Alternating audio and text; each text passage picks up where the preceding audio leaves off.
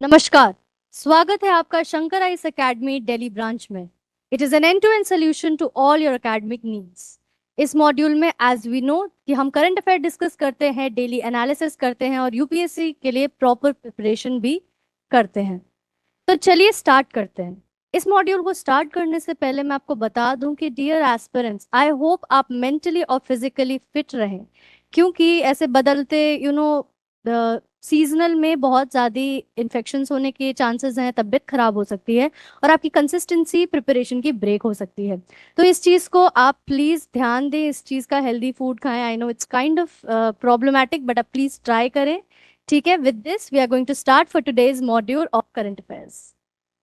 If you like the video please like, please comment, please share, and अगर आपको ऐसे और वीडियोस देखने हैं तो please subscribe. Okay, so starting with this I have prepared some topics for today.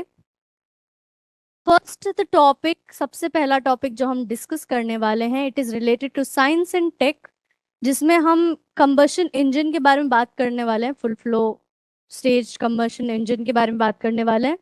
तो इसके बारे में डिटेल में बात करेंगे। प्राइवेट सेक्टर का क्या पार्टिसिपेशन है, ये सब भी कुछ इंक्लूडेड है इसमें।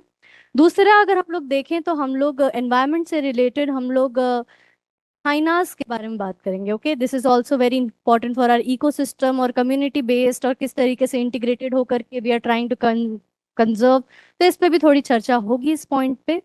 तीसरा, अगर हम देखें तो आवास योजना का बहुत ही ज्यादा सक्सेस देखते हुए ये इसका एक 2.0 भी अभी आया है, न्यू न्यू टारगेट्स हुए हैं। तो ये सब भी हम थोड़ा बात करेंगे इसके ऊपर। और फोर्थ पॉइंट जो हम डिस्कस करेंगे वो अभी रिसेंटली इंटरनेशनल रिलेशन से है, जहाँ पे पाकिस्तान, सऊदी अरेबिया और तुर्की ने मिलकर के एक पैक्ट साइन किया है, जिसको हम लोग मेका पैक्ट कह रहे हैं, सिक्योरिटी ट्रायंगल। तो इसके बारे में भी हम लोग थोड़ा सा डिस्कस करेंगे। और as every module at the ending हम लोग कुछ ऐसे पॉइंट्स डिस्कस करेंगे जो कि प्रीलिम्स के लिए बहुत ही ज्यादा इंपॉर्टेंट होते हैं। तो चलिए स्टार्ट करते हैं। First topic being India's first privately build FFSC rocket engine. India का पहला privately build, this is an FFSC is actually full fueled stage combustion engine, जो कि अभी रिसेंटली बनाया गया है। तो उसके ऊपर इसके बारे में है decoding Everest by Astrobase. This is the company जिसने इसको अभी रिसेंटली फॉर्म किया है। ठीक है, एंड की implications, and it is very important for us to know more about space technology, methalox, propulsion, private sector space reforms. So ये सब कुछ हम लोग के पॉइंट्स हैं जहाँ पे we can use these keywords while answering into a mains question. Okay, moving on to the news background and GS syllabus से कैसे ये है। तो सबसे पहले स्टार्टअप एस्ट्रोबेस स्पेस टेक्नोलॉजी ने एवरेस्ट नाम का एक इंजन फॉर्म किया है, एंड इसके बारे में हम लोग थोड़ा सा और आगे जाके डिटेल में बात करेंगे। जीएस पेपर का सिलेबस देखे तो ये साइंस एंड टेक से रिलेटेड है, स्पेस टेक्नोलॉजी से रिलेटेड है, और प्राइवेट पार्टिसिपेशन और पीपीपी मॉडल के ऊपर भी कुछ चर्चाएं होंगी। ठीक है, ग्लोबल एलीट क्लब अगर देखा जाए तो अभी इंडिया ने ये इंजन बना करके they have joined actually the elite group of US, Russia और चाइना, जिन्होंने ऐसा टेक्नोलॉजी पहले बना चुके हैं, and now India is one of them. तो ये भी एक बहुत ही ज्यादा एक माइलस्टोन के तरह काम करता है। फुल फ्लो स्टेज्ड कंबशन, जो हम लोग जिस इंजन की बात कर रहे हैं उसकी टेक्नोलॉजी पर अगर थोड़ा मद्देनजर रखें तो डुअल प्री बर्नर्स देखें तो उसमें क्या होता है कि देर आर टू बर्नर्स, एक में ऑक्सीडाइज ऑक्सीजन रहता है और एक में देर इज मिथेन, एंड दोनों रिएक्शन होकर के there is a pre burner to drive turbines. Okay, so basically it is very efficient, and ये बहुत ही ज़्यादा इम्पोर्टेंट साबित हुआ है इस पूरे टेक्नोलॉजी को लेकर के, द प्री बर्निंग डुएल को लेके। 100% अगर देखा जाए तो zero unburned gas is wasted, there is no wastage of any gas, जिसके वजह से इसका जो एफिशिएंसी होता है और जो आउटकम होता है, जो प्रोडक्टिविटी होती है, वो बढ़ते हुए दिखती है। ठीक है, और लोअर थर्मल स्ट्रेस की अगर हम बात करें तो कूलर जो ये ज़्यादा हीटअप नहीं होता है, ज़्यादा गर्म नहीं होता है, जिसकी वजह से बहुत ज़्यादा अच्छी बात ये है कि इसकी इंजन की जो लाइफ टाइम है, लाइफ स्पैन है, वो बढ़ते हुए दिख रही है। तो ये एक तरीके से बहुत ही ज़्यादा अच्छा टेक्नोलॉजी माना जा रहा है। Advance of locks methane. सबसे पहले देर is a clear burning, minimal shoot and disposition allows fast engine, fast engine and in a good condition. Basically इसके जो क्लीनर बर्निंग के वजह से जो कंडीशन है इंजन का और जो स्पीड है वो बढ़ते हुए दिखता है, तो it's very effective. High impulse अगर देखें तो ग्रेटर थर्मोडायनेमिक एफिशिएंसी, ज़्यादा हीट अप नहीं हो रही, इसके वजह से लाइफ स्पैन इंजन का बढ़ता है। ठीक है। और फ्यूचर प्लानिटरी मिशन में देखा जाए तो मार्स का जो मिशन है, methane can be synthesize in sweat. यानी कि अगर मार्स में कोई भी अगर मिशन हो रही है तो वहां पे मीथेन का यूज करके on site they can be a lot of fuel synthesising. Okay, so this is actually the advantages of the LOX methane. The LOX methane basically यही हुआ, oxygen and methane, and there are they combine together to form the combustion reaction.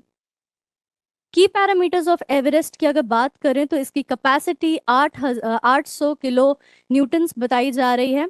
And इसका जो capacity है, जो जैसे throttle का basically मतलब ये होता है कि अगर कोई भी फ्यूल है उस वो कितने अमाउंट में निकल रही है वो चीज़ को रिस्ट्रिक्ट करना। अगर कभी कभार you need to increase the outcome of the fuel, you need to reduce the outcome of the fuel, है ना, तो वो चीज़ को लेकर के ये कैपेसिटी बात करता है। Range is 50% to 110% for precise reentering landing. ठीक है। तो ये चीज़ देखने को मिलता है कि किस तरीके से अगर री एंटरिंग लैंडिंग है तो वो किस तरीके से बढ़ा देता है कैपेसिटी, घटा भी सकता है, तो वो चीज़ है। ठीक है। Manufacturing, it is been design by large scale and please remember large scale metal 3D printing in Bangalore.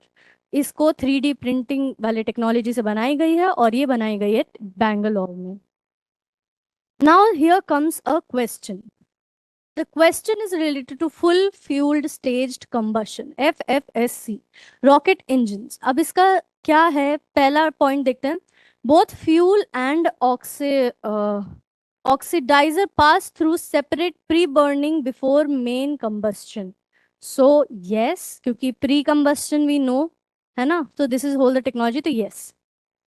Methanox engine produce heavy shoot making reusability difficult. So no, reusability के इसका यही सबसे ज्यादा एडवांटेज ही यही था कि ये जो reusability है उसको enhance करता है, उसको boost करता है। तो ये वाला जो point है ये गलत हो जाता है।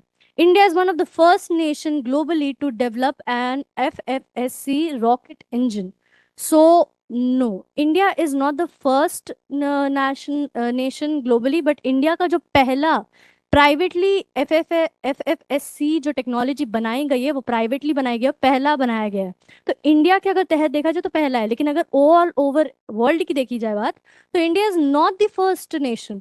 तो ये वाला भी जो पॉइंट है ये गलत हो जाता है। अगर इसका आंसर हम लोग डिटेल एनालिसिस करें तो इसका आंसर बेसिकली ए है, वन ओनली। क्योंकि आप जैसे मैंने आपको बताया कि burn easily with whether zero soot deposition. And third का यही देखा जाए कि यूएस, रशिया, चाइना एंड उसके बाद अब इंडिया भी इस लिस्ट में शामिल हो गया है। ठीक है।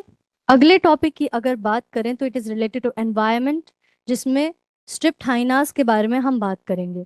ठीक है। इसके बारे में हम क्यों चर्चा कर रहे हैं, तो सबसे पहले देर इज अ स्टडी जो कि ऑरिक्स हैज पब्लिश्ड अ स्टडी जिसमें इट हैज एग्जामिन्ड कि वेस्ट बंगाल पूर्णिया क्षेत्र में हाइनिया और कम्युनिटी के बीच में क्या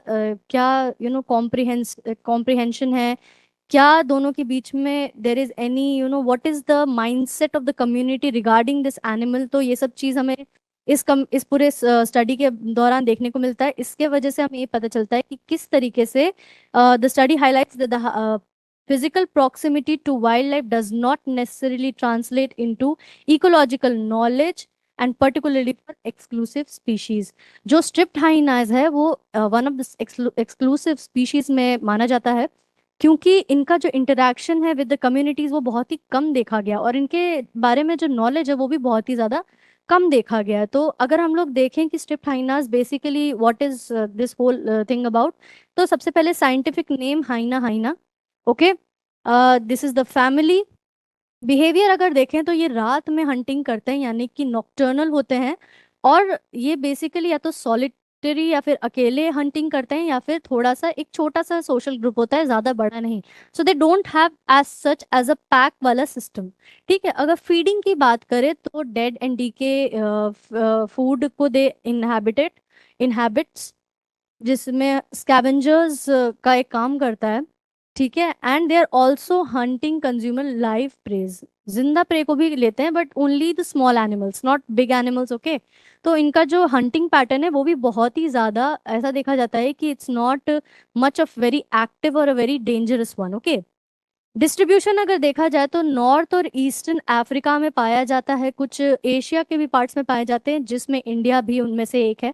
अगर देखें इस एरिया के बारे में तो सेमी एरिड और एरिड, यानी कि थोड़ा बंजर होगा, नहीं तो फिर ग्रास लैंड्स हो गए। तो ये सब कुछ ऐसे हैबिटेट है जहाँ पे ये बहुत ही ज्यादा आसानी से हैबिचुअल हो जाते हैं। ठीक है, एंड कंजर्वेटिव स्टेटस देखें तो they are nearly threatened, not much threatened but still they are nearly threatened according to the rest, मैंने they are included in the red list. ठीक है, India occurs in several parts of the country, particularly dry and semi arid region. अगर India की बात करें तो usually dry और semi arid region में ही पाए जाते हैं। ठीक है, this is how hyena looks like.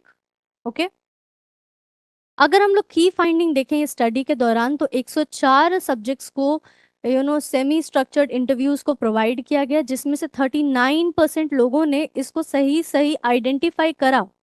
मैं आपको बता दूं कि ये जो हाइनास होते हैं ये ज्यादातर घुल मिल नहीं पाते हैं, ये ऐसे जगह पे इनफैक्ट ज्यादातर पाए जाते हैं, जैसे कोई अगर विलेज के भी आसपास इनका कोई क्षेत्र है तो वो वहीं पे पाए जाते हैं, जैसे कहीं पे बेरियल ग्राउंड्स हो गए जहाँ पे डेड एंड डीड के बॉडी को रखा जाता है, उनको गाड़ दिया जाता है बाय द कम्युनिटी पीपल।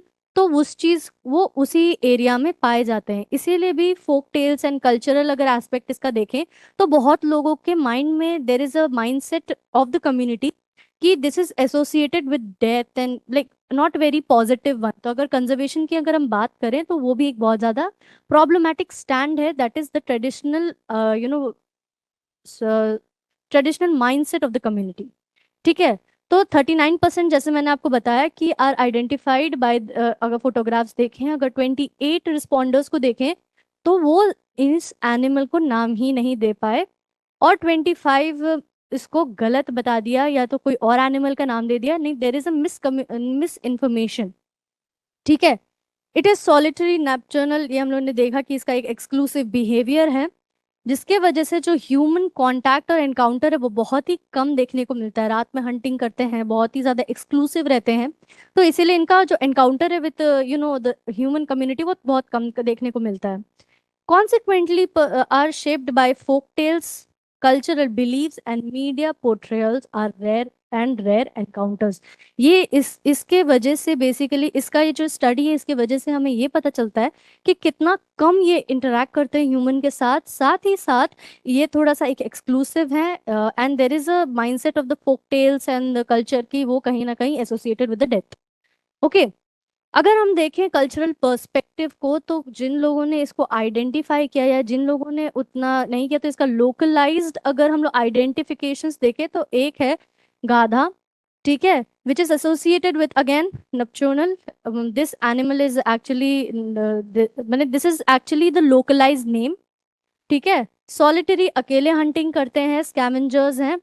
ठीक है, and broadly consistent with its actual ecosystem. अगर दूसरे नाम की बात करें जो दो तीन और नाम सामने आया स्टडी के दौरान बाय द कम्युनिटीज, कुनिया, इसमें क्या है कि they are highly aggressive and powerful pack hunters. तो वो चीज भी देखा गया कि there is different different name and different different mindset and you know point of view of certain ecosystem, certain species, and इसके बारे में यही है कि inconsistent with the species biology. तो जो दो नाम सामने आए of the species are actually these two. ठीक है, जिसमें हमने ये बात कर ही चुका है कि बहुत ही ज्यादा रेयर एनकाउंटर के वजह से इनका जो कल्चरल नैरेटिव है वो थोड़ा नेगेटिव होते हुए दिखता है। ठीक है, इकोलॉजिकल सिग्निफिकेंस की अगर हम देखें तो ये स्कैवेंजर्स के तरह काम करते हैं, ऑर्गेनिक मीट, जो ऑर्गेनिक मैटर्स है उनको इनऑर्गेनिक बना देते हैं, या फिर डेड एंड डीके को अच्छे तरीके से प्रॉपरली वो चीज़ करने के लिए, डीके बनाने के लिए दे हेल्प्स अ लॉट। तो वही चीज है कि प्राइमरी आर स्कैवेंजर्स फीडिंग सब on carrions. Scavengers can provide an important ecosystem services like animal का जो डेड बॉडीज है उनको बहुत ही अच्छे तरीके से ये डीके कर देते हैं, रिमूव कर देते हैं, रिड्यूस ऑर्गेनिक वेस्ट को भी बहुत ही ज़्यादा हद तक एक्यूमुलेशन उसका बहुत ही ज़्यादा कम कर देते हैं, और जो potential lowering risk associated with decaying carcasses, तो ये चीज़ भी ये करते हैं कि they basically prey and eat on the dead bodies of the animals, humans, okay, livestocks. तो scavenging near villages and burial grounds की वजह से ह्यूमन हैबिटेशन एक जेनरेट नेगेटिव पर्सपेक्टिव बना लेता है इस स्पीशीज को लेकर के, इसीलिए ज़्यादा या तो नॉलेज नहीं है, नहीं तो है तो बहुत ही ज़्यादा एक नेगेटिव पर्सपेक्टिव देखने को मिलता है। कंजर्वेशन पर्सपेक्टिव अगर देखें तो कंजर्वेशन को हम लोग को सबसे पहले जो मिसकम्युनिकेशन और जो कल्चरल नैरेटिव है उसको हम लोग को थोड़ा सा यू you नो जो इकोनॉमिक लॉस इस वजह से हो रहा है इस चीज को हमें थोड़ा सा एड्रेस करना चाहिए। ठीक है, अगर कुछ मेजर्स की बात करें तो local local tailored aware programmes करने चाहिए, audio visual communication on hyena behaviour के बारे में और एजुकेट करना चाहिए उस कम्युनिटी को। ठीक है, helping communities distinguish the striped hyenas from other carnivores, बहुत ही ज़्यादा इंपॉर्टेंट पॉइंट है कि ये जो नेगेटिव पर्सपेक्टिव और जो नैरेटिव है इस चीज़ को हमें थोड़ा सा पॉजिटिवली अवेयरनेस फैलाना पड़ेगा, क्योंकि it is a part of ecosystem और हम जानते हैं कि इकोसिस्टम का जब भी कोई स्पीशीज पार्ट होता है तो उस टाइम पे उसका उस इकोसिस्टम में कोई बलिदान या योगदान होता है जो कि बहुत ही ज़्यादा इंपॉर्टेंट होता है to maintain a web web, अगर फूड वेब की बात कर लें या एनर्जी फ्लो की बात कर लें, तो वो सब बहुत ही इंपॉर्टेंट काम करता है और इनका तो हम इंपॉर्टेंस देख ही चुके हैं कि किस तरीके से इट्स इम्पॉर्टेंट। ठीक है, मिसकम्युनिकेशन को हम लोग को कम करना चाहिए और लोकल इकोलॉजिकल नॉलेज को बढ़ावा देना चाहिए। ठीक है, now there is one question regarding this whole point. Okay, hyenas are primary scavengers and play an important role in removing animal carcasses from the ecosystem. So yes, it is true. They do. They play a very huge and very vital role in it. It is a predominant nocturnal and generally solitary, making direct encounters with human relatively uncommon. Making direct encounters with human relatively uncommon. So yes, this is also correct. Hyenas is classified as endangered in IUCN Red List. We just studied they are nearly threatened, not endangered. तो ये वाला point गलत हो जाता है। In India, conservation of species may require addressing cultural perspective and miscommunication in addition to conventional human wildlife conflict measures. So yes, it is correct. Human life wild life जो conflict है वो भी देखा जाता है इसमें, बट उतने तादाद में नहीं देखा जाता जितना जितना बाकी स्पीशीज में देखा जाता है। तो ठीक है, तो इसका answer I guess is A 1, 2 and 4। Third topic of the day जो बहुत ही इंपॉर्टेंट स्कीम बन के उभरता हुआ दिख रहा है इस आवास योजना, पीएम आवास योजना, और इसका अभी 2024 में 2.0 भी बना है जिसमें भी बहुत ही ज़्यादा बढ़ोतरी देखने को मिल रही है। तो अगर देखा जाए तो 1.25 crore it has crossed. Okay, 1 crore delivered हो चुके हैं घर, और वुमेन का अगर शेयर देखा जाए तो there is also an includement in the beneficiaries of women. ठीक है, तो बेसिकली ये जो है it has there is a new milestone, and अभी recently there is one committee and इसको रिव्यू करते हुए इसका बहुत ही पॉजिटिव आउटकम्स देखते हुए इसीलिए ये पीआईबी में था एंड इसीलिए हमें इसको पढ़ना है।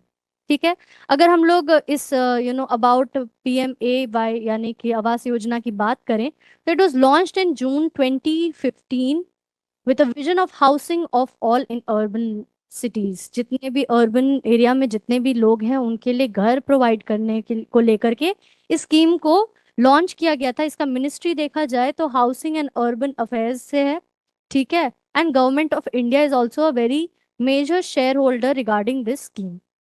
नेचर का अगर देखा जाए तो सेंट्रली स्पॉन्सर्ड स्कीम है, लेकिन इसका अगर हम लोग फाइनेंशियली देखें तो it is being cost sharing by centre and state both. भले ही it is sponsored by the centre but at the same time please remember that it is like इसका जो कॉस्ट शेयरिंग है it is among centre and state. Coverage देखें तो basically census के दौरान 2011 को लेकर के जितने भी लेटेस्ट नोटिफाइड टाउन्स हैं उनको लेकर के this is the coverage. And इसका मैंने जैसे आपको बताया कि आवास योजना 2.0 यानी 2.0 was launched on September 2024 and to cover an another 1 crore urban families. तो इसका एक 2.0 भी लॉन्च हुआ जो कि और ज़्यादा अच्छे माइलस्टोन्स देने का है। प्रॉमिस अगर विजन देखें तो हम लोग देख सकते हैं कि सेफ एंड अफोर्डेबल हाउस कैसे हम प्रोवाइड कर सकते हैं टू द बेनिफिशियरीज। तो इस चीज को लेकर के this scheme is there, pucca house to every eligible family. अब देखेंगे कि इसके बेनिफिशियरीज कौन कौन है, क्या क्या इसके एस्पेक्ट्स है, तो वो सब हम लोग अपकमिंग स्लाइड्स में देखेंगे। तो सबसे पहले हम देखते हैं कि इसका ऑब्जेक्टिव और टारगेट क्या है। अगर कोर गोल की बात करें, जो पक्का घर होता है उसको इंश्योर करने का एक to EWS low income groups and middle income families को प्रोवाइड करने के लिए ये स्कीम प्रोवाइड की गई है। इनके बेनिफिशियरीज और भी हैं, not just these sectors, but हमें ये देखना चाहिए कि pucca house to provide to urban population. Fresh target अगर देखा जाए तो पीएम आवास योजना के अंडर 1 करोड़ एडिशनल हाउसेस को ऐड किया गया है, which has been taken up as a recent and a fresh target। Financial aid की अगर बात करें तो वही हमने बात कर ली कि सेंट्रली असिस्ट है और 4 पिलर्स ऑफ द स्कीम। ये 4 पिलर्स जो है इसके बारे में हम आगे बात करेंगे कि क्या है क्या नहीं है। ओके, नारी शक्ति अगर देखा जाए तो जो परसेंटेज है of female and the women actually being the beneficiary of this scheme, वो बहुत ही अच्छे और बहुत ही पॉजिटिव नंबर्स पे दिखता हुआ एंड वेरी प्रॉमिसिंग नंबर्स पे दिखता हुआ दिख रहा है। ठीक है, इंक्लूजन अगर देखे जाए तो ऑल दी सेगमेंट्स, एससी हो गए, एसटी हो गए, ओबीसीज, माइनॉरिटीज, ईडब्ल्यूएस, तो all these are the segments जिनको प्रोवाइड हो रहा है ये वाला स्कीम। एंड आउटले किया जाए तो rupees 10 lakh crore total investment envelope under this scheme. तो इसका इन्वेस्टमेंट इतना है। आगे अगर हम बात करें तो हु आर द बेनिफिशियरीज, जैसे मैंने आपको बताया कि ईडब्ल्यूएस है low income group, middle income group, ठीक है, urban only. Please remember this, जो ये जो स्कीम है it is not for rural population, it is for urban population जिनके पास प्रॉपर पक्का के या तो मकान नहीं है या फिर घर नहीं है। ठीक है, नो पक्का मकान, this is also another criteria. ठीक है, प्रायोरिटी अगर देखा जाए तो SC ST OBC minority women PWD seniors transgenders सफाई कर्मचारी इनको भी दी जाती है। और वुमेन फर्स्ट वाला तो है ही कि नारी शक्ति को और ज्यादा पावरफुल बनाने, एम्पावर करने के को लेकर के भी इस स्कीम का बहुत बड़ा योगदान रहा है।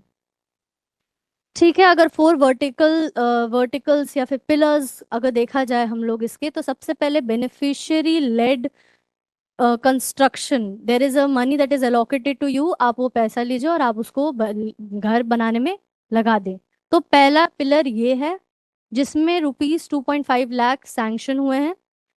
अगर हम लोग अफोर्डेबल हाउसिंग इन पार्टनरशिप देखें तो इसमें पब्लिक और प्राइवेट पार्टनरशिप दोनों मिल के आपके लिए घर, अफोर्डेबल घर को प्रोवाइड करते हैं जहाँ पे आप वहाँ पे जाके रह सकते हैं।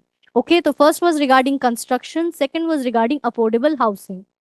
तीसरा अगर भी देखें तो इंटरेस्ट सब्सिडी स्कीम, जहाँ पे again you get some subsidy for from this scheme, जिसमें आपको हाउस लोन्स मिलते हैं टू एलिजिबल पीपल, जैसे ईडब्ल्यूएस हो गए, LIG MIG। Okay, ARH affordable rental house भी इसमें एक सेगमेंट है for urban migrants and the poor. जो रूरल से अर्बन में माइग्रेट होके आए हैं उनके पास भी घर नहीं होगा, तो उनके लिए रेंटिंग हाउस प्रोवाइड करने के लिए भी there is 1 pillar associated with it.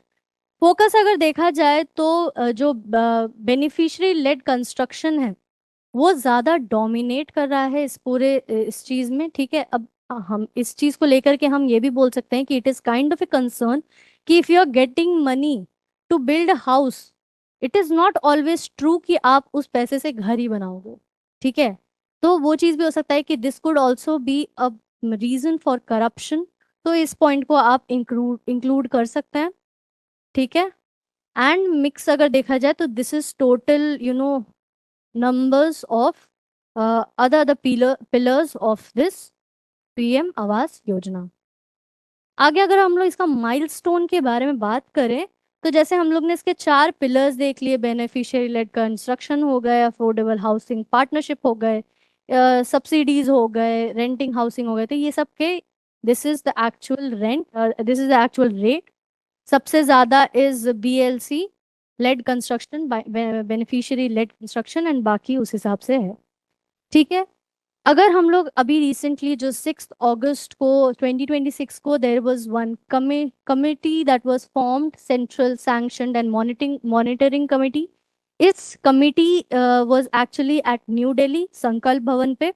Chairman की अगर बात करें तो सत्येंद्र सिंह, ठीक है। Secretary ministry of housing and decided, okay. Sanction अगर देखा जाए तो new sanctions have been put on 2.09 lakh new EWS across 16 states and UTs को सैंक्शन किया गया है। बीएलसी की जो शेयर्स हैं उसको भी लेकर के बात चर्चा हुई है, और उसको लेकर के there is like 1.42 lakh beneficiaries have been sanctioned and cleared. Housing अगर पार्टनरशिप की देखें, अफोर्डेबल हाउसिंग पार्टनरशिप की देखें तो 67,045 हाउसिंग देखते हैं। एंड रिव्यू अगर देखा जाए तो these are few of the topics जो इसमें डिस्कस हुए। जियो टैग हो गया, फंड यूज हो गया, occupancy status and grounding pace. Now हम देखेंगे कि किस तरीके से नारी शक्ति यानी कि वुमेन एम्पावरमेंट में भी इनका कितना बड़ा हाथ है, ठीक है। एंड सोशल इंक्लूजन को लेकर के इस मीटिंग के वजह से हमें ये भी पता चलता है कि it is sanction out of 2.09 lakh housing में दीज आर द अलोकेशंस, जिसमें आप देख सकते हैं कि 2.03 lakh was allocated to women. Women ownership अगर देखा जाए तो 97% ऑफ 2.09 लाख न्यू सैंक्शन जो भी हुआ है वो महिला के नाम पे है, एक मैंने it is under a women's name. अगर ये देखा जाए तो 1 crore of 1.25 total housing allocated to women. Empowerment की देखा जाए तो ओनरशिप ऑफ हाउस, जैसे बहुत बार होता है कि किसी फैमिली में there is one woman, she got married into, and या तो हस्बैंड का डेथ हो गया या तो हस्बैंड डिवोर्स कर दिया and she is just thrown out of the house. So she doesn't have अपना एक छत एंड अपना एक एम्पावरमेंट को लेकर के। तो इस स्कीम बहुत ही ज्यादा बड़ा स्टेप है और बहुत ही ज्यादा एफिशिएंटली इस चीज को, इस प्रॉब्लम को टैकल करता है। और डिग्निटी वे में life, right to dignity is right to life and personal liberty, and उसके अंडर डिग्निटी में जीने का लाइफ इज अ राइट, तो that is also provided here. और लास्ट माइलस्टोन देखा जाए तो disable people, transgender, these are also some of the sectors जहाँ पे ये एक्चुअली में काम करता है, which is a wide you know range of beneficiaries जो कि देखने को मिलते हैं, जिसके वजह से हमें लगता है कि चलिए there is one safeguard for these people as well. Way forward की अगर बात करें तो स्पीड ऑफ सैंक्शन जो है इसको हमें थोड़ा सा ज़्यादा सही तरीके से करना चाहिए। Regular CSMCs to keep the pipeline flowing to states, states का जो योगदान है उस चीज़ को और इंक्लूड करना चाहिए, ठीक है। फंड यूटिलाइजेशन की अगर देखा जाए तो timely release and geo tagging track of every housing ये होना चाहिए, ताकि कोई भी करप्शन ना हो सके, ताकि कोई भी घर किसी को मिलने में डिले ना हो सके, ठीक है। तो ये सब चीज हमें देखनी चाहिए। ग्राउंडिंग पेस अगर हम देखें तो gap between sanction and completed house देखना चाहिए, क्योंकि सैंक्शन हो जा रहा है लेकिन प्रॉपर घर उतने लोगों को नहीं मिल पा रहा है जिनको एक्चुअली में चाहिए। तो ये जो गैप है इसको फिल करना बहुत ही ज्यादा जरूरी है। कन्वर्जेंस लिंक विथ स्वच्छ भारत, जल जीवन and Ujjwal for basic facilities. Basic facilities जो होती है वो सिर्फ घर ही नहीं होती, उसके साथ साथ पानी, बिजली, ये सब चीज भी प्रोवाइडेड होना चाहिए। तो उस चीज को भी इनकॉर्पोरेट जो अलग अलग स्कीम्स है उनके साथ एक कोलैबोरेट करके there should be a new scheme जो कि ये सारे एस्पेक्ट्स को आंसर कर सके। अर्बन माइग्रेंट्स को लेकर के थोड़ा सा और बढ़ोतरी देखनी चाहिए, क्योंकि बहुत ही ज्यादा लोग एक्चुअली में माइग्रेंट्स होते हैं rather than being the population of urban. तो इस चीज को देखते हुए हमें ये चीज जानना चाहिए कि जो सीजनल वर्कर्स या वर्किंग पुअर हैं उनको लेकर के हमारे पास प्रॉपर घर की फैसिलिटीज हो, रेंटल फैसिलिटीज हो। ठीक है। Housing for all, push last mile delivery to achieve the 2015 vision. जो 2015 का विजन था हाउसिंग फॉर ऑल, उस पे थोड़ा सा और हमें कायम होकर के ध्यान देना चाहिए। ठीक है। Now there is one question regarding to this scheme. Okay, the first statement is an centrally sector scheme implemented by Ministry of Rural Development. No, क्योंकि हम जानते हैं कि ये जो आवास योजना है ये बेसिकली अर्बन पॉपुलेशन के लिए है, नॉट फॉर रूरल डेवलपमेंट और रूरल पॉपुलेशन, तो ये गलत है। Under BLC vertical, beneficiaries get up to rupees 2.5 lakh to build on their own land. I guess this is correct. Families with families with an annual income up to rupees 18 lakh are eligible as medium income group. I don't think so that is true, but wait. And ownership is preferably in the name of the female member of the household. So yes, I guess the answer is 2 and 4B. Okay. So with this, we are going to discuss the fourth topic of the day, जिसमें हम बात करने वाले हैं international relation के बारे में, जहाँ पे एक मक्का pack was is signed recently, ठीक है, on 7th August I guess, ठीक है। एंड इसमें these are the main players. Basically you should know कि Saudi is actually an oil rich land, तो इसीलिए इसका इम्पोर्टेंस ये है। Turkey is a member of NATO, ठीक है, तो ये भी बहुत ही ज़्यादा इम्पोर्टेंट पॉइंट है। और Pakistan is one of the nuclear training country, तो इस वजह से भी ये जो पैक्ट है ये बहुत ही ज़्यादा अभी फिलहाल चर्चे में है। ठीक है, जहाँ पे they have made a defence pact, जो कि बेसिकली सिक्योरिटी और पीस को दर्शाते हुए बोला जा रहा है, बट इसके बहुत सारे ऐसे एस्पेक्ट्स हैं जो हमें डिस्कस करना बहुत ही ज़्यादा इम्पोर्टेंट है। सबसे पहले हम देखेंगे कि ये pact was signed basically on 7th August 2026 at Mecca by Saudi Arabia, Turkey and Pakistan. तो ये तीन कंट्रीज हैं जो कि इस पैक्ट में शामिल हैं। कोर क्लॉज अगर देखा जाए तो एक कंट्री पे अगर अटैक होगा तो वो अटैक पूरे तीनों कंट्री पे माना जाएगा, और उस हिसाब से they will have a defence strategy and a defence attack on them. तो वो चीज देखा जा रहा है। It is actually incorporated from नाटोज article 5, जो कि वही है कि attack on one is an attack on all. ठीक है।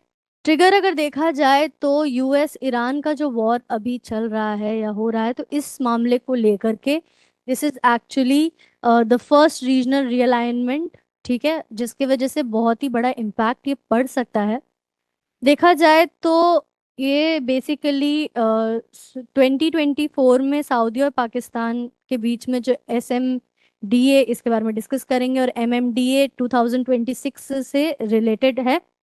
फ्रेमिंग अगर देखा जाए तो इसको मुस्लिम नाटो भी कहा जा रहा है, क्योंकि this is the coming together of 3 major Muslim countries. ठीक है, जिसमें इसमें बताया तो जा रहा है by the capital of Saudi कि it denies any military access, but let's see what happens in the future. As an India I think our stand should not be too overreact. इस चीज पे भी हम थोड़ा सा discuss करेंगे बाद में।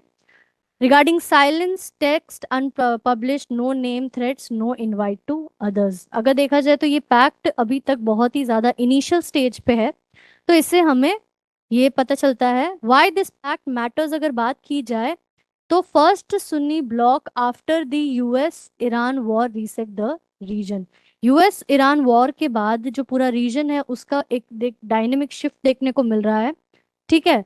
अगर सऊदी पिवट देखा जाए तो capital of Saudi Arabia looks beyond US guarantees after Trumpian tantrums. तो बेसिकली अभी जो यूएस का मेजरली जो प्रॉब्लम्स रिलेटेड जो दिख रहा है यहाँ पे, जो सऊदी ने has actually face some of the things, तो उस चीज को लेकर के दिखाया जा रहा है कि किस तरीके से Saudi has now shifted its focus from one thing to another. A line of three Sunni powers with complementary strength देखने को मिल रहा है, इसीलिए भी ये पैक्ट बहुत ही ज्यादा इंपॉर्टेंट हो जाता है। ठीक है। Article 5 clause raise stake for Iran and its proxies. Iran और उसके प्रॉक्सीज और उसको रिलेटेड जितने भी उसके एलाइज हैं, तो उस उनके ऊपर एक थ्रेट नजर आता है because of the clause 5 of this whole pact, कि one attack on all is the attack on one attack on one is an attack on all. इस पैक्ट को लेकर के there is a problem rising कि ये एक future threat हो सकता है। स्ट्रेटेजिक अगर वेटेज देखा जाए तो सऊदी का जो बजट है वो ये है। टर्किश अगर हम देखें तो they have the arms that they are providing, तो Saudi Arabia is there for the money, money is providing the money, the funds. And Turkish अगर देखा जाए तो टर्की अगर देखा जाए तो they are providing the arms and military technologies. And अगर पाकिस्तान की बात की जाए तो they are there to provide with the manpower की सोल्जर्स एंड ऑल। तो उस चीज को लेकर के this is the pact and counter polarization. So this could also called for an alarms to Iran, Israel, Greece, UAE, India and Kurds। ठीक है, तो ये सब कुछ ऐसे रीजन्स हैं जो थ्रेट में नजर आते हैं because of this whole pact, तो हमें थोड़ा सा सतर्क रहने की जरूरत है। स्नैक्स एंड कॉन्ट्रडिक्शंस अगर बात करें तो हम लोग ऑटोमन घोस्ट देख सकते हैं कि there is Saudis carrying bitter memories of Ottoman rule over Al Saud. New Ottoman clash अगर देखें तो अभी रिसेंटली भी कुछ ऐसे क्लैशेस हैं जो कि बहुत ही ज्यादा कंसर्निंग दिखते हैं। अगर हम लोग देखें 2018 Istanbul murder strained MBS Erdogan personal ties, तो ये भी एक प्रॉब्लम दिखता है यहाँ पे। ठीक है, जो कॉन्ट्रडिक्शन है इस पूरे पैक्ट को लेकर के, even though they are coming together but there are some of the problems that they also have within themselves. Pakistan baggage देखा जाए तो old deployment hits command and Shia exclusion dispute को लेकर के इसके ऊपर थोड़ा सा होता है प्रॉब्लमेटिक। ईरान फैक्टर एक है कि तुर्की और Pakistan share borders and trade with Iran, तो इसीलिए ये जो मिलिट्री जो कोऑपरेशन है ये बहुत ही अलग अलग फैक्टर्स पे भी डिपेंड करती है। मिलिट्री जो हुआ है it can be a part of really a part of security and peace keeping, but ऐसे भी कुछ इसमें पॉइंट्स है जो बहुत ही ज्यादा कॉन्ट्रडिक्ट करते हैं उस चीजों को, कि पैक्ट में तो आगे but there is still some conflicting and very delicate region where things can go terribly wrong. Double speak, Pakistan opened FTA talk with Iran despite sanctions. ठीक है, तो ये सब कुछ हमें पॉइंट्स देखने को मिलते हैं कि किस तरीके से ये एक प्रॉब्लमेटिक बन सकते हैं। अगर हम टाइमलाइन की बात करें तो 2024 में जो पाकिस्तान और सऊदी के बीच में there was a strategic mutual defence agreement that was signed. आगे अगर देखें तो security which is related to Saudi's security triangle, तो जुलाई 2026 में 14 कंट्रीज के साथ मल्टीनेशनल मैरिटाइम डिफेंस अलायंस भी फॉर्म किया सऊदी ने। ठीक है, और अभी में तो देख सकते हैं हम लोग कि there is this pact, Mecca pact. Okay, and signing post signing अगर देखा जाए तो clarifications, the capital of Saudi Riyadh denies military access, sectarian bloc और न्यूक्लियर इंटेंट। तो ये चीज़ एक क्लैरिफिकेशन तो है, बट पोस्ट जो साइनिंग के बाद जो इश्यूज जैसे हमने देखा कि क्या टसल्स हो सकते हैं, तो वो चीज़ भी है। तो ये जो पैक्ट जो भी साइन हुआ है, there are some clarification that is also provided by the this thing. Okay, the strategic weight of the triangle, Saudi का डिफेंस देख लिया हमने, आर्म एक्सपोर्ट देख लिया, और पाकिस्तान का आर्म्ड फोर्सेस या फिर हम लोग मैन पावर भी कह सकते हैं। ठीक है, कॉम्प्लीमेंट्री अक्रॉस द पैक्ट अगर देखें तो Saudi Arabia financial and geographically arc of the pact, अगर पैक्ट में देखें तो सऊदी की ये बहुत ही मेजर रोल है। कि it provides with finance and have a geographical arc of the pact. ठीक है। टर्की की अगर बात करें तो हम लोग ये कह सकते हैं कि एडवांस आर्म और इंडस्ट्री और जो नाटो ग्रांटेड जो उसके पास प्लेटफॉर्म है, इसको वो बहुत ही हद तक यूज कर सकता है for the betterment and for the benefits of this pact. Pakistan की अगर बात करें तो battle tested manpower and nuclear proximity देखने को मिलता है। तो इसीलिए ये तीन जो कंट्रीज हैं ये बहुत ही ज्यादा इंपॉर्टेंट मानी जाती है। अगर हम लोग देखें कि why Saudi Arabia has actually given some statements and has why the calculations, तो पहला बात ये कि there is an infra threat, air attack on oil and civil assets by Iran and proxies.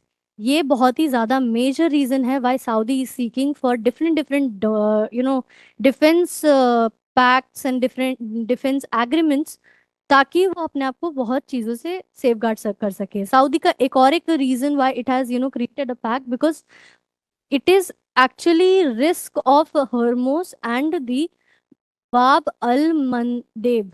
This is actually the two straits जो बहुत ही ज्यादा अभी कॉन्फ्लिक्टिंग में दिख रहे हैं, बहुत ही ज्यादा वॉर की वजह से सेंसिटिव होते हुए दिख रहे हैं। तो इसमें भी देर is a choking point for Saudi Arabia.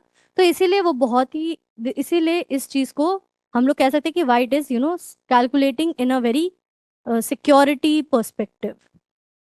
Internal risk अगर देखें तो possible insurrection by Eastern Shia minorities. This is also another reason Saudi not even affecting by external reasons but also being affected inside of its own country. अपने अंदर में ही अगर इतने ज्यादा insurgency या फिर अगर सिविल वॉर्स अगर वो फेस कर सकता है बिकॉज ऑफ दिस माइनॉरिटी को लेकर के, तो this also another threat. US US को देखे जाए तो फिर ट्रम्प्स का जो अभी अकॉर्ड जो recently Abraham accord rider to nuclear deal spoked, तो बेसिकली अभी जो ट्रम्प का कुछ ऐसे स्टेप्स को लेकर के भी सऊदी बहुत ही ज्यादा इफेक्टिव है, बहुत ही ज्यादा इफेक्टेड है। ठीक है।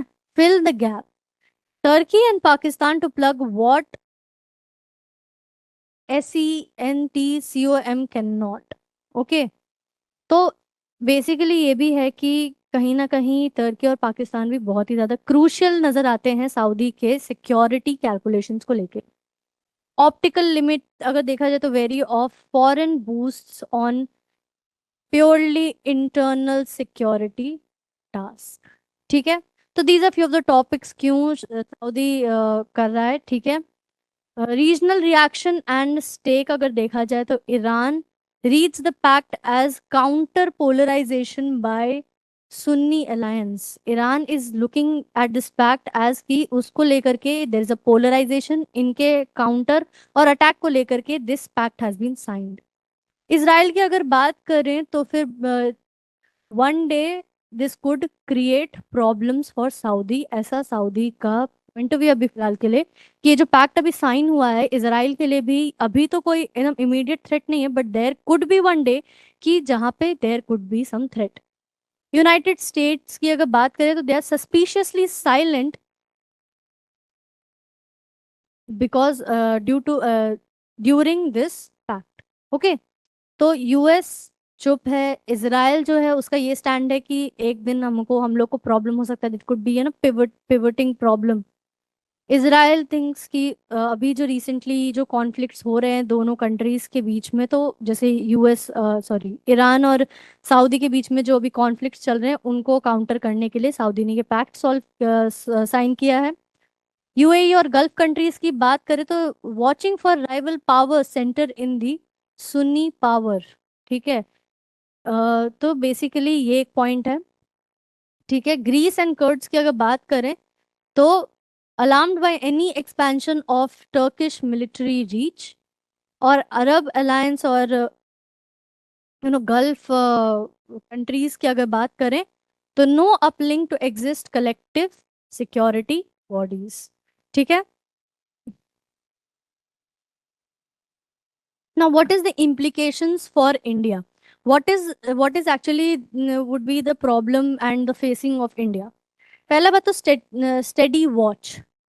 Track Pakistan's bid to rope partner against India.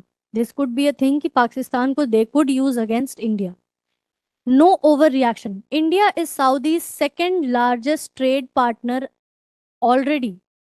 Saudi actually में बहुत ही ज्यादा इफेक्टिव एक्सपोर्ट पार्टनर माना जाता है इंडिया के लिए, ठीक है, ट्रेड पार्टनर माना जाता है, इंपोर्ट पार्टनर सॉरी, तो बहुत ही मेजर पार्टनर माना जाता है इंडिया सऊदी को लेकर के। तो this partnership is actually very important for India.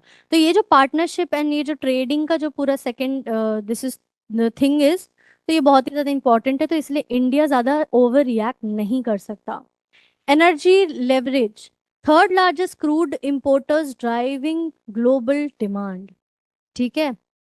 And अगर हम लोग ट्रस्टेड पार्टनर्स की देखें तो Riyadh sees India as a status quo, यानी कि जैसा है, जैसा स्टेटस है इंडिया का अभी वैसा ही स्टेटस की तरफ देखता है। एंड सेफ स्ट्रेटेजिक बेट, ठीक है। बायलैटरल डेप्थ की अगर बात करें तो deepen defence tech and investment ties with Riyadh.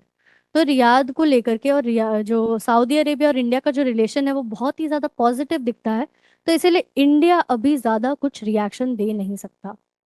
और डायस्पोरा की अगर बात करें तो इंडियन कम्युनिटी बहुत ही ज़्यादा तादाद में गल्फ कंट्रीज में पाया जाता है, ये चीज़ हमने बात कर चुकी है, डिस्कस कर चुका है कुछ पिछले मॉड्यूल्स में। तो if you want to know in details तो गल्फ कंट्रीज का जो Indian diaspora it is a very big deal. This is one mains question, please take a screenshot and आप प्लीज इसको सॉल्व करें। अगर आपको कोई भी डाउट हो, अगर आपको कोई भी फीडबैक देना हो इस क्वेश्चन को रिलेटेड या पूरे मॉड्यूल को लेकर के, तो आप उसको नीचे कमेंट्स में बता सकते हैं। With this we are going to start now, we are moving on to the prelim focus topics जो हम लोग हर मॉड्यूल के लास्ट में डिस्कस करते हैं, बात करते हैं इसको लेकर के, कुछ इंपॉर्टेंट टॉपिक्स हो गए। सबसे पहला टॉपिक जो हमें प्रीलिम फोकस में देखने को मिलता है is the shrinking of Danube river. Danube river जो है Europeans vital 10 nation lifeline stretching from Germany to the Black Sea has been plumbed, and इसमें देखा जा रहा है कि किस तरीके से it has been shrinking. This is the Black Sea, this is the whole stream of that river, ठीक है। और जो इसका जो हम लोग पूरा ओवरऑल देखें तो it is now shrinking, it is now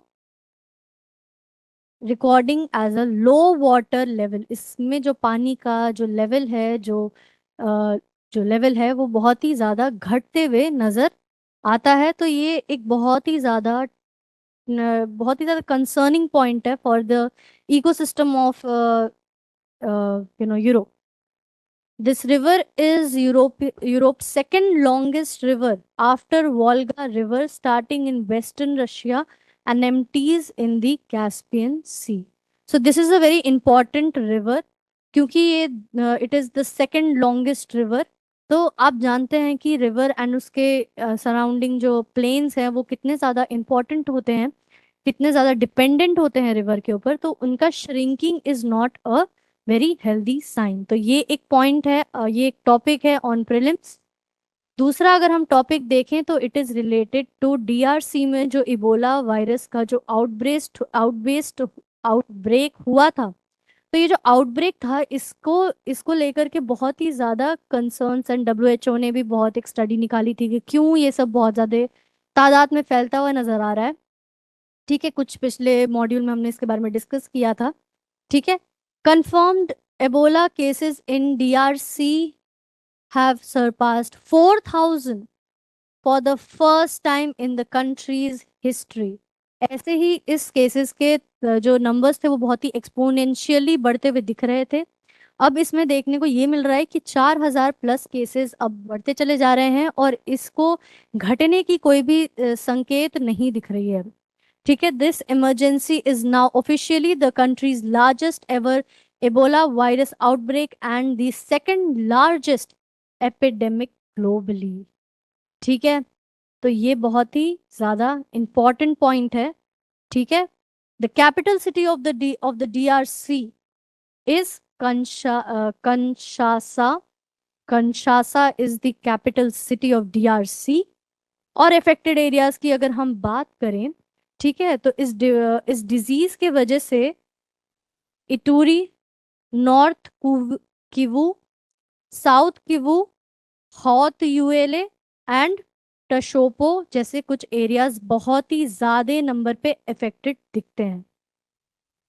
ठीक है, this is actually DRC and the map and किस तरीके से how the outbreak is going on.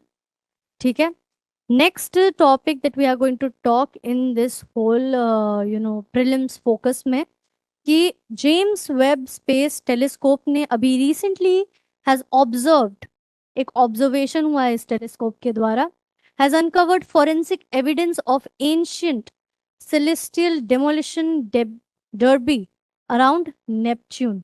Neptune के इर्द गिर्द इर्द गिर्द एक सेलेस्टियल डेमोलिस्टेड कुछ डेब्रीज पाए गए हैं। ठीक है, ये बताया जा रहा है कि actually it's one of the moons का कोई अंश है। ठीक है, significance, what is the significance? It confirms that a massive catastrophe catastrophe catastrophe destroyed the planet's original moon system billions of years ago। जैसा मैंने बताया कि नेपच्यून का जो ओरिजिनल मून था उसके कुछ डेब्रीज को ये दर्शाता है। बेसिकली ये टेलीस्कोप ये भी डिटेक्ट किया कि magnesium rich clay minerals on the small worlds and rings. तो ये भी एक डिस्कवरी है, एक डिटेक्शन है। These clays required prolonged contact between liquid water and rock to form। ठीक है, the current inner moons are far too small and cold to generate liquid water. ये सब कुछ ऐसे पॉइंट्स हैं जो बहुत ही ज़्यादा इंपॉर्टेंट हैं। अगर आप मतलब this is a very crucial actually detection and the observation by this telescope. These minerals must have formed deep inside the core of much larger, warmer, ancient world। तो ये एक एंशियंट वर्ल्ड को दर्शाता है और उसके रिलेटेड कुछ evidence मिले हैं। और एविडेंस मिलेंगे तो पिक्चर थोड़ा सा और ज्यादा क्लियर होते चला जाएगा इस सब एविडेंस को लेकर के।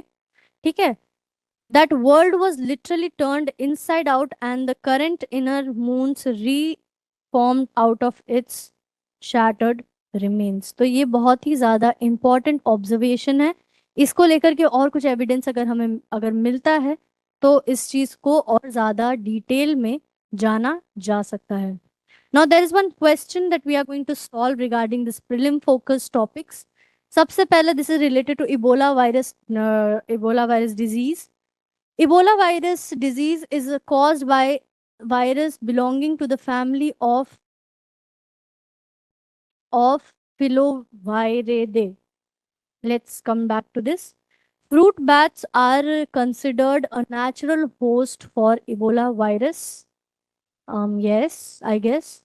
Ebola was spread through airborne transition between human over long distance. No. Basically, Ebola virus इसलिए spread होते हैं because if there is a cut or there is a mixing of the virus of the dead body, तो वो चीज को लेकर के infect हो सकते हैं। So no, I don't think so. This is the one. The disease has historically caused outbreak mainly in sub-Saharan Africa. So I guess this is correct. So our answer is 1, 2 and 4. अगर आपको ये वाला module पसंद आया तो please like, please share it with your friends ताकि उन्हें भी पता चले कि हम इतनी मेहनत कर रहे हैं करंट अफेयर को आप तक लाने के लिए। प्लीज़ कमेंट अगर आपको कोई भी डाउट है, कोई फीडबैक देना है। ठीक है, एंड आप प्लीज़ सब्सक्राइब करें इस चैनल पे। सिर्फ करंट अफेयर्स ही नहीं, हम साथ साथ में पॉडकास्ट भी लाते हैं और 2-3 और सेगमेंट्स ला सकते हैं अगर आप चाहें। तो with this we have come to an end of this module. Hi, I hope आप ठीक हैं, आप बहुत कंसिस्टेंसी में प्लीज़ पढ़ाई करते रहिए।